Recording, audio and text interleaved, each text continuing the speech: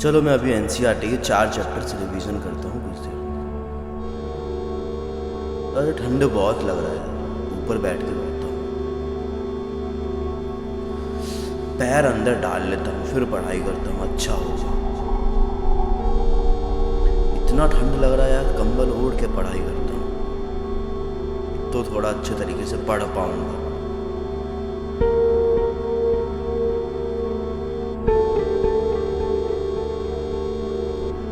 अरे बहुत uncomfortable feel हो रहा है, अब थोड़ा सा कंफर्टेबल लगेगा, थोड़ा सा दीवार में अड़क के पढ़ाई करूँगा, तकिया डाल के तो अच्छा लगेगा। थोड़ा सा और सो के पढ़ाई करके देखता हूँ, कंफर्टेबल फील होगा थोड़ा सा। यार बहुत थकान महसूस हो रहा है, ठंड भी बहुत ज़्यादा लग रही है।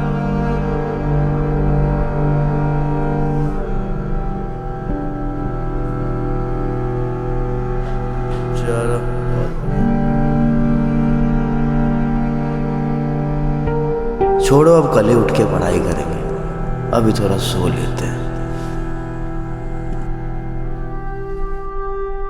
अभी जो आपने इस वीडियो में देखा, ये प्रॉब्लम कहीं ना कहीं आप भी फेस कर रहे हो। आपके साथ भी ये हो रहा है कि आप सुबह उठते हो, पढ़ने के लिए बैठते हो, लेकिन ठंड की वजह से आपको नींद आने लगता है। आप पढ़ाई करने के लिए टेबल पे तो आते हो, लेकिन धीरे धीरे वो कंफर्ट जोन के पीछे चले जाते हो और फाइनली सो जाते हो। अब ये चीज आपके पढ़ाई को बहुत गंदे तरीके से हैम्पर कर रहा है। आपको ये चीज पता होना चाहिए कि भैया ये जो महीना हमारे पास जनवरी, फरवरी, मार्च, यही महीने में बहुत सारे बच्चे बहुत मेहनत करके पढ़ाई करते हैं और फाइनली जब आपका ये ठंड का मौसम खत्म होगा और आपके लाइफ का सबसे बड़ा एग्जाम आपके सर पे आ जाएगा और वो एग्जाम आपको देना पड़ेगा। तो आपको ये चीज समझना पड़ेगा भैया कि ठंड कितना भी हो, गर्मी कितना भी हो, आपको पढ़ाई तो करना है। और आज के इस वीडियो में मैं आपको ये बता रहा हूँ कि आखिर किस प्रकार से ये मौसम में भी हमें इफेक्टिवली पढ़ाई करना है। अगर आप चाहते हो 15 आवर पढ़ना, 16 आवर पढ़ना, तो मैं आपको इस वीडियो में एक प्रॉपर रूटीन भी दे रहा हूँ कि भैया इस रूटीन को आप इस समय में फॉलो करो, आपका इफिशियंसी बहुत ज्यादा रहेगा।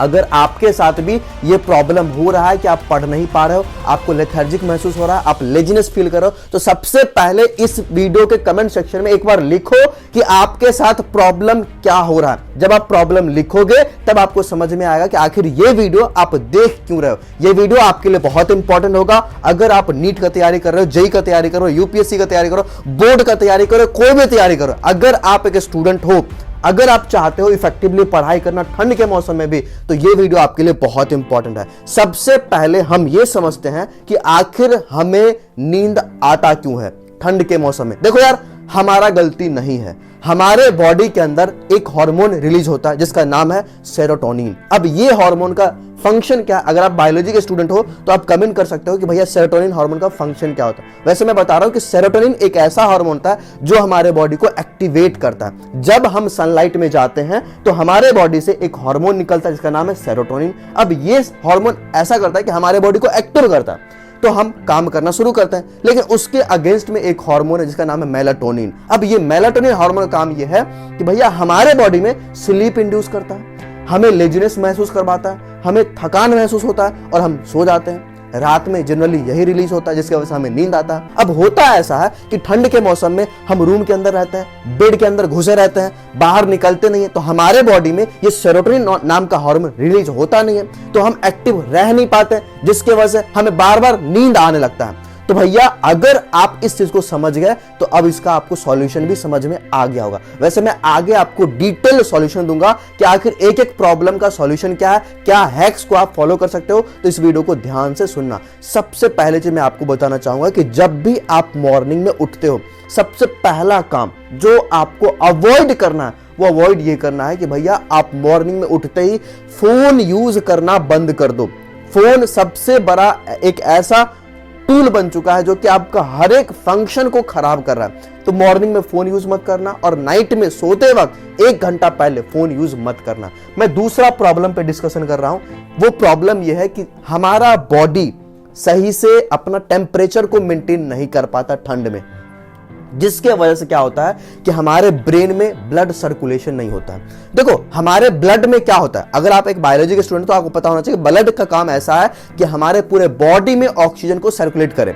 अब ऑक्सीजन काम क्या है कि हमारे बॉडी में एनर्जी अगर बनता है तो उस एनर्जी को बनने में हेल्प करता है ऑक्सीजन।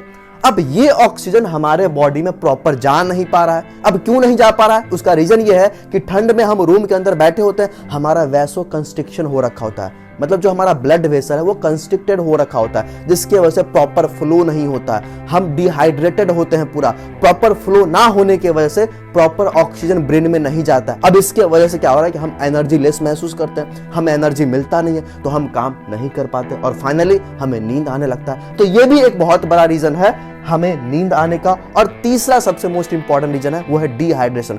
ठंड में जनरली हम लोग पानी अवॉइड करते हैं और सबसे बड़ी मिस्टेक हम लोग करते हैं कि ठंड में पानी पीते नहीं। देखो अगर आप डिहाइड्रेटेड रहोगे तो भैया आपके बॉडी को प्रॉपर एनर्जी नहीं मिलेगा और अगर एनर्जी नहीं मिलेगा तो आपको बार बार फिर नींद आएगा।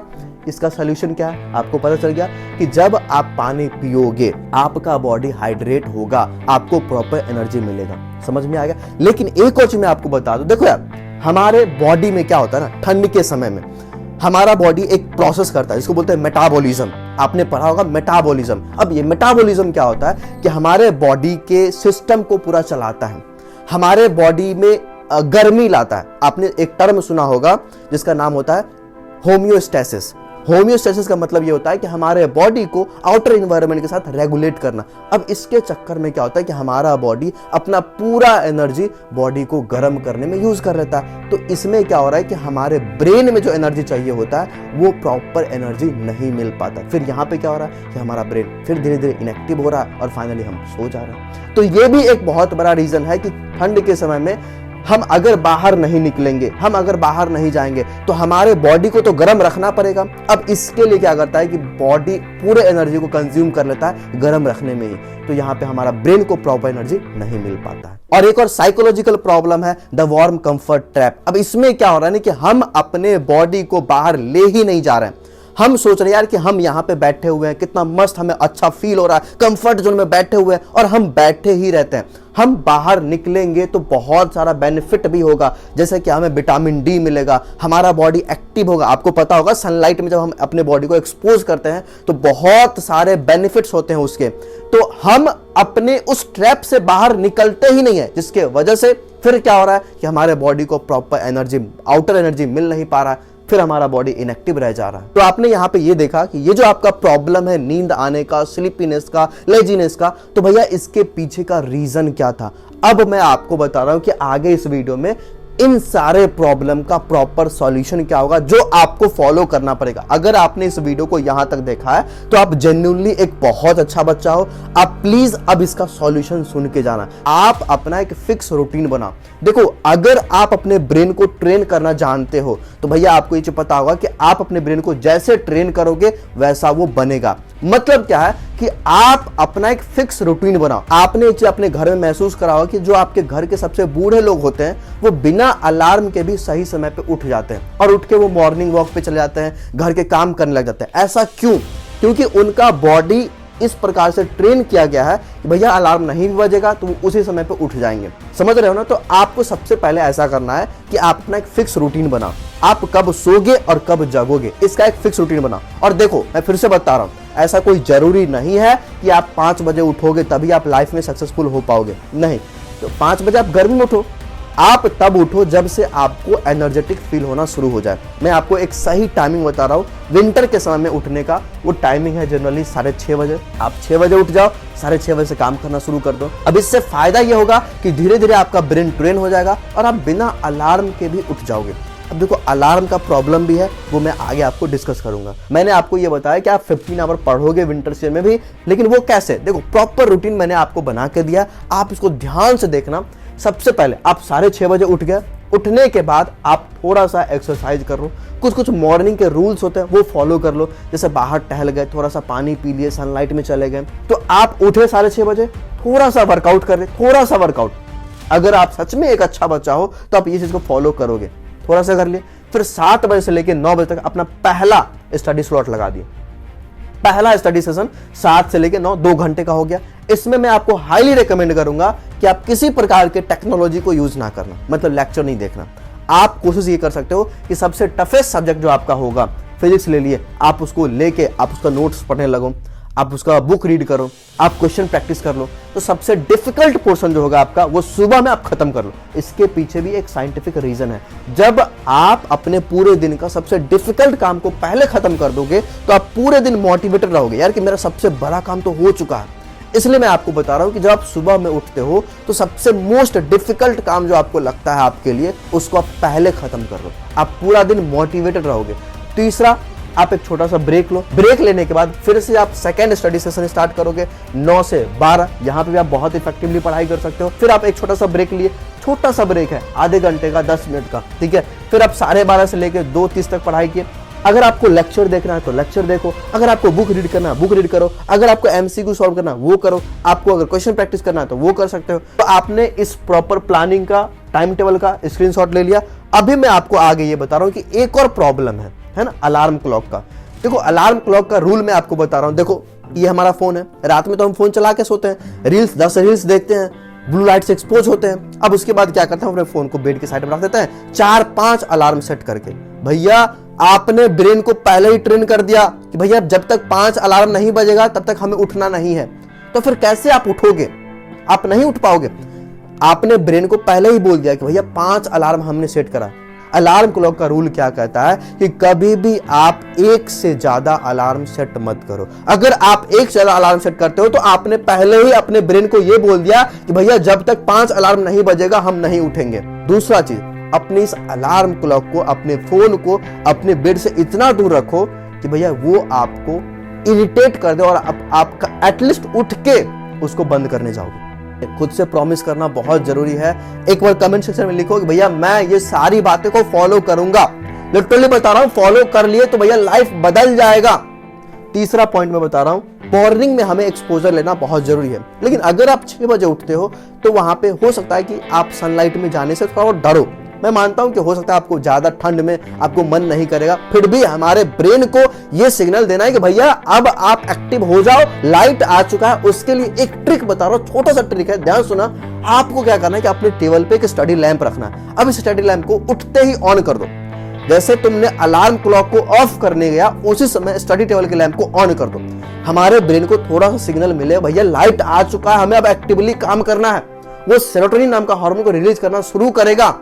तो यहां पे अगर आपने लाइट को ऑन कर दिया तो क्या होगा कि हमारे ब्रेन को पता चल गया कि अब हमें उठना है। अब यहां पे क्या होगा ना कि हमारा ब्रेन थोड़ा सा काम करना शुरू करेगा। जब आप मॉर्निंग में उठते हो तो और एक्टिव रहने के लिए आप ये कर सकते हो कि ठंड में तो आप ठंडा पानी पियोगे नहीं, तो आप थोड़ा सा गर्म पानी करो, उसमें थोड़ा शहद डालो और शहद डालने के बाद उसको पी जाओ, है ना। या तो आप गर्म पानी में नींबू डाल के पी लो, या फिर आप गर्म पानी में थोड़ा सा ग्रीन टी डाल के पी सकते हो, बट कॉफी कभी मत पीना। अब जब आप मॉर्निंग में उठ गए, थोड़ा बहुत वर्कआउट कर लो, ये भी आपके बॉडी के लिए बहुत जरूरी है। अब लास्ट 3 पॉइंट मैं और बताऊंगा जो कि आपके आलसपन को, लेजीनेस को पूरा का पूरा खत्म कर देगा। सबसे पहला पॉइंट ये है कि भैया आखिर हम एक्टिव कैसे रहेंगे। एक्टिव रहने के लिए बहुत सारे हैक्स हैं जिसको कि आप फॉलो कर सकते हो। सबसे पहला कि जब भी आप पढ़ाई करते हो तो पढ़ाई करते वक्त आप हमेशा टेबल चेयर पे पढ़ाई करो, जब आपका बॉडी स्ट्रेट रहेगा। देखो, ये सारे बातें हैं, कहीं ना कहीं आपको पता भी होगा बट आप फॉलो नहीं कर रहे हो क्योंकि यार आपको समझ में नहीं आ रहा कि इसका इंपॉर्टेंस क्या है। अगर आप टेबल चेयर पे पढ़ाई करते हो, आपका बॉडी पूरा स्ट्रेट रहता है, आपका सर्कुलेशन बहुत अच्छा रहता है और यहाँ पे आप एक्टिवली पढ़ाई कर पाते हो। दूसरा टेक्निक आप फॉलो कर सकते हो, आप लिखो। जब आप लिखते हो तो आपका पूरा सेंस काम करता है। आप जब लिख रहे हो तो आपका हाथ काम कर रहा है, आपका पूरा ब्रेन काम कर रहा है, आप देख रहे हो, सारा सेंस आपका एक्टिव है। आप पढ़ते समय एक रफ नोटबुक ले लो, उस पर लिखते रहो साथ में, तो यहाँ पे आप एक्टिव रह सकते हो। आपको लेजीनेस फील नहीं होगा, आपको थकान महसूस नहीं होगा, आपको स्लीपीनेस फील नहीं होगा। समझ में आया? जब आप कुछ पढ़ रहे हो, बुक पढ़ रहे हो, लेक्चर देख रहे हो, तो साथ में हाथ चलाते रहो। अब जब आप लिखते रहोगे तो आपको वो लेजीनेस वाला फील नहीं आएगा। एक और चीज आप फॉलो कर सकते हो कि वो आप बोल के पढ़ो। आपने बचपन में देखा हो कि मम्मी बोलती है कि बोल के पढ़ो, जोर से पढ़ो। इससे क्या हो रहा है कि हमारा ब्रेन एक्टिव रह रहा है। और साथ में आप ये भी कर सकते हो कि आप खुद को पढ़ाओ। अगर आपने कोई टॉपिक पढ़ लिया, टॉपिक पढ़ने के बाद आप खुद को पढ़ाओ। यहाँ पे क्या हो रहा है कि हमारा ब्रेन पूरा एक्टिवली यहाँ पे काम कर रहा है, तो आपको लेजीनेस फील नहीं होगा, आपको थकान महसूस नहीं होगा। अगर फिर भी आपको लगता है कि आप लेजीनेस फील कर रहे हो, फिर आप अपने बुक को बंद करो और जाके थोड़ा टहल के आ जाओ। थोड़ा वर्कआउट कर लो। मैं ये बात सारे लड़की और सारे लड़का दोनों को बोल रहा हूँ, भैया अगर आप थोड़ा सा पुशअप कर लेते हो, वर्कआउट कर लेते हो, जंप कर लेते हो, तो हमारा सर्कुलेशन पूरा तेज होता है, क्योंकि बैठे बैठे हम थक जाते हैं। बट ये है, यहाँ पे हमें सोना नहीं। एट द एंड अगर आप फिर भी बहुत ज्यादा थकान महसूस करते हो तो आप सो सकते हो। एक 20-20-20 रूल में बता रहा हूं, जो कि आप अपने स्टडी सेशन के बीच में यूज कर सकते हो। इससे आप फिर से एक्टिवली पढ़ाई कर पाओगे। वो 20-20 रूल क्या कहता है कि अगर आप 20 मिनट का स्टडी कर लिए, 20 मिनट के स्टडी के बाद आप 20 फीट दूर 20 सेकेंड के लिए देखो। आपने 20 मिनट का स्टडी करा, 20 मिनट के स्टडी के बाद 20 फीट दूर किसी ऑब्जेक्ट को आप बस 20 सेकेंड के लिए देखो। ये रूल आपको कैसे बेनिफिट कर सकता है, यहाँ पे जब आप 20 फीट दूर 20 सेकेंड के लिए देखोगे तो क्या हो रहा है, यहाँ पे हमारा जो आई का स्ट्रेन है वो स्ट्रेन बहुत कम हो जा रहा है। क्योंकि बहुत बार किसी एक ऑब्जेक्ट को देखते देखते बुक में पढ़ते पढ़ते हमारे आंख में स्ट्रेन आता है, फिर यहाँ पे हमको नींद भी आने लगता है, क्योंकि हमारा आई का जो मसल है वो टायर्ड हो जाएगा, थक जाएगा, तो हमें फिर वहाँ पे नींद आ सकता है। तो हमें ये रूल को अपनाना है। और कुछ प्रैक्टिकल हैक्स मैं बता रहा हूं जिसको कि आप फॉलो कर सकते हो विंटर के सीजन में। अब आपको करना यह है कि आप अपना एक स्टडी पार्टनर बना लो। अब ये जो स्टडी पार्टनर होगा ना, आपको हमेशा हेल्प करेगा, सुबह उठने में, पढ़ने में आपको मोटिवेट रखेगा। अगर वो पढ़ रहा होगा तो आप खुद नहीं सोगे, है ना। तो एक स्टडी पार्टनर बना लोगे, कंपिटिटिव स्टडी पार्टनर बना लोगे, तो ये चीज आपको बहुत हेल्प करेगा।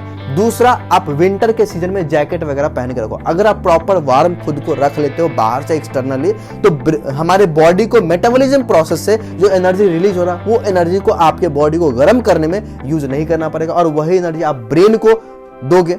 इससे क्या होगा, हमारा ब्रेन फिर पढ़ाई में काम करेगा। और तीसरा, आप ये कर सकते हो कि एक नाइट पहले अपना बुक्स वगैरह रेडी रखो, जिससे क्या होगा कि आप सुबह में उठोगे तो आपको लेजीनेस फील नहीं होगा, आप डायरेक्ट पढ़ाई करोगे। और चौथा पॉइंट ये है कि आप अपने स्टडी प्लेस को गर्म रखो। अगर आप अपने स्टडी प्लेस को गर्म रखते हो तो फिर वही बात है, हमें एक्सटर्नली अगर हीट मिल गया तो इंटरनली हमारे बॉडी को हीट करने का कोई जरूरत नहीं है। और रिवॉर्ड सिस्टम को भी यूज कर सकते हो, जिससे क्या होगा कि आप कंसिस्टेंटली पढ़ाई कर पाओगे। तो ये सारे बहुत सारे टेक्निक्स मैंने आपको अभी बताया, जिसको कि आप ठंड में पढ़ाई करने में यूज कर सकते हो। अब देखो, अगर आप सच में एक बहुत अच्छा बच्चा हो, सच में आप पढ़ाई करने वाले हो, तो आप ये सारे टेक्निक को एक एक करके फॉलो करोगे। और एक और चीज आप कर सकते हो कि हमारे इस ब्यूटीफुल चैनल को सब्सक्राइब कर सकते हो। अगर आपने अभी तक नहीं करा तो कर लो।